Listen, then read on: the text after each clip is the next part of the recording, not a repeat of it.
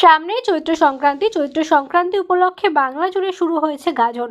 চড়ক পুজোর গাজনে নাচের জন্য ব্যবহৃত হয় বিভিন্ন দেবদেবীর মুখোশ। এই ধরনের কাঠের মুখোশ তৈরি করেন দক্ষিণ দিনাজপুরের বালাপুরের বাসিন্দা গণেশ বর্মন। জেলা সহ জেলার বাইরেও এই মুখা কেনেন গাজন সন্ন্যাসীরা। প্রায় 25 বছর ধরে কাঠের মুখা বানাচ্ছেন তপন ব্লকের বালাপুরের গণেশ বর্মন। মূলত কালী মুখা বা অন্যান্য দেবদেবীর মুখা ব্যবহৃত হয় চৈত্র মাসের গাজনে। মুখা প্রতি দাম 5 থেকে 6,000 টাকা। সেই টাকায় সংসার প্রতিপালন করছেন মুখা শিল্পী গণেশ বর্মন। রাজ্য সরকারের শিল্পী ভাতা থাকলেও শিল্পী হিসাবে কোনো সরকারি সাহায্য পান না বলে তিনি জানিয়েছেন।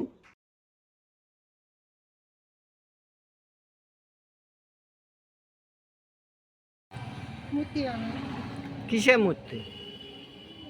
কালী ঠাকুর। কিসের, মাটির না কাঠের? কাঠের। আহ, আপনাদের এখানে যে কাকা বানায় এই ইয়েগুলো মূর্তিগুলো কোথায় কোথায় যায়? গ্রামে যায় অনেক, অনেক গ্রামে যায়। দক্ষিণ দিনাজপুরের বাইরে যায় কি? না, বাইরে বাইরে যায় না, দক্ষিণ দিনাজপুরের ভিতর। কাকা যে মূর্তিগুলো বানায় এতে কিরকম লাভ হয়, রোজগার হয়? কোনো রকমই চলে।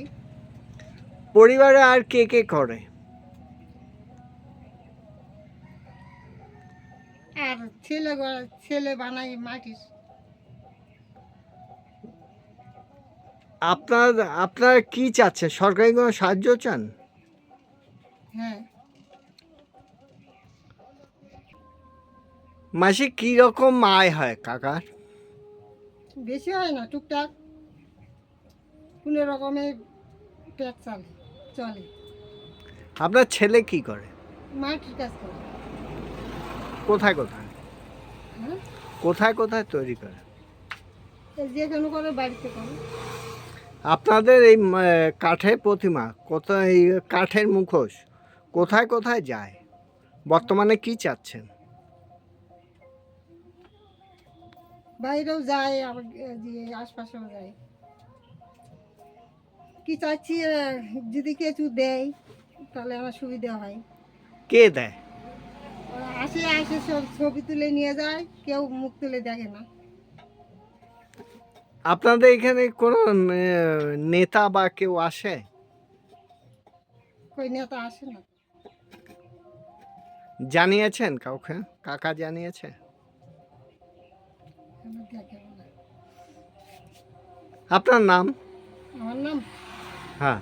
মঙ্গলী বর্মন।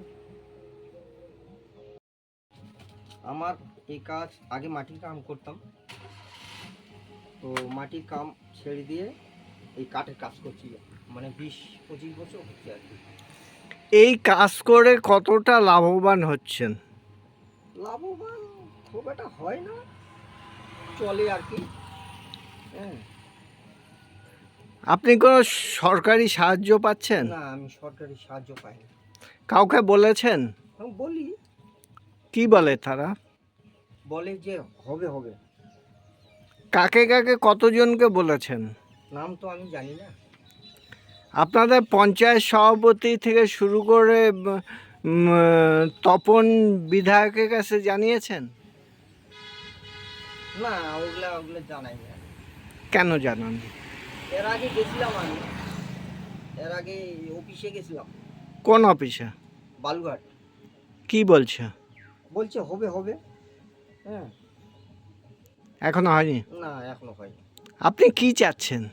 আমি এমন কিছু না, আমি চাচ্ছি যে আমার একটু সরকার একটু তাকে দেখুক। হ্যাঁ, আমার একটু কিছু দেখ, আমি গরিব মানুষ, দেখেন আমি এই ইয়াতে আছি।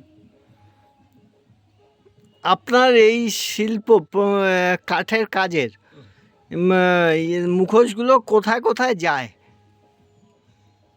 এগুলা মানে বিভিন্ন জায়গায় যায়। যেমন দক্ষিণ দিনাজপুরে কোথায় কোথায় যায়?